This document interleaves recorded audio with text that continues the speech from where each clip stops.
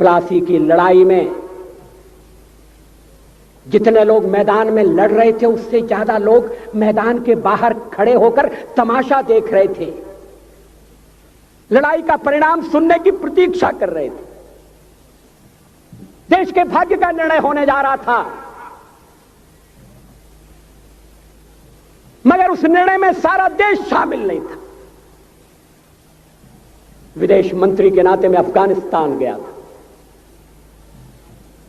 आपको सुनकर ताज्जुब होगा, अफगानिस्तान के अपने मेजबानों से मैंने कहा मैं गजनी जाना चाहता हूं, गजनी। पहले वो मेरी बात उनकी समझ में नहीं आई, कहने लगे गजनी तो कोई टूरिस्ट स्पॉट नहीं है, गजनी में कोई 5 स्टार होटल नहीं है, गजनी में आप जाकर क्या करेंगे, गजनी में आप जाकर क्या देखेंगे। मैं उन्हें पूरी बात नहीं बता सकता था। मेरे हृदय में कहीं गजनी कांटे की तरह से चुभ रहा है। जब से मैंने गजनी से आए एक लुटेरे की कथा पढ़ी है और किशोरावस्था में पढ़ी है, मैं देखना चाहता था वो गजनी कैसा है। आपको सुनकर ताज्जुब होगा, महमूद गजनी का अफगानिस्तान के इतिहास में कोई स्थान नहीं है।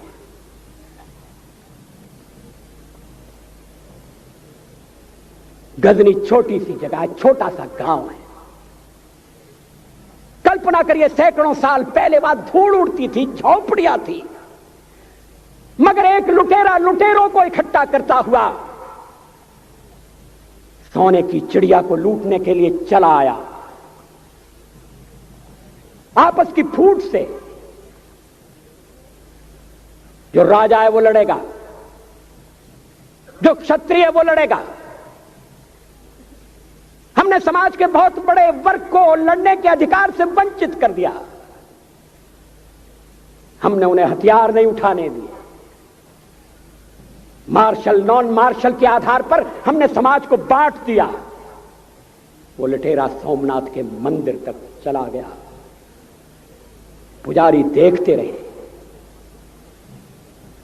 मंदिर की पूजा भक्तों को करना पड़ती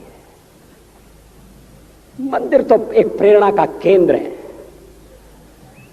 मैं देशपांडे जी की तरह से नास्तिक नहीं हूं, मगर उनकी नास्तिकता में भी जो आस्तिकता है मैं उसका आदर करता हूं, उसका सम्मान करता हूं। वो जिस आत्मविश्वास से नास्तिक होने की बात कहते हैं, तो मैं उनसे कहना चाहता हूं वो सचमुच में नास्तिक नहीं है। जिसकी आस्तिकता है, जिसका विश्वास है, वो नास्तिक कैसे हो सकता है? विश्वास किसमें है यह बड़ी बात नहीं है, विश्वास है या नहीं। हमने समाज के बहुत से बड़े वर्ग को विश्वासहीन बना दिया।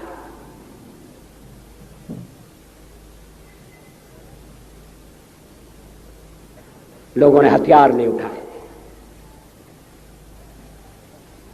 वेद पढ़ने के दरवाजे बंद कर दिए। इसलिए हम पादाक्रांत हुए। अफगानिस्तान में मैंने एक बात और देखी। मुझे जिस होटल में ठहराया गया उसका नाम था कनिष्क। अफगानिस्तान एक मुस्लिम देश है। मुझे बड़ा ताज्जुब हुआ। मैंने कहा कनिष्क यहां कहां से आया? तो मेरे साथ अफगानिस्तान के विदेश मंत्री थे। मैंने कहा कनिष्क आपका कौन लगता है, कनिष्क से आपका क्या संबंध है? कहने लगे कनिष्क हमारा पूर्वज है, कनिष्क हमारा पुरखा है।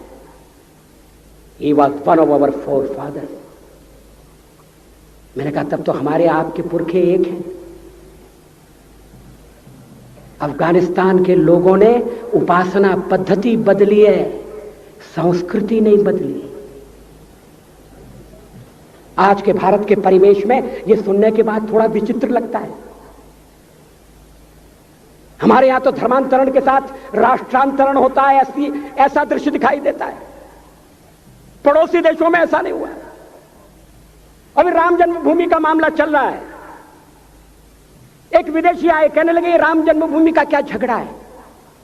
हमने कहा इस पर विवाद हो रहा है कि श्री राम कहां पैदा हुए थे, और जहां पैदा हुए थे वो स्थान उनके मंदिर के लिए प्रयुक्त किया जाए या न किया जाए।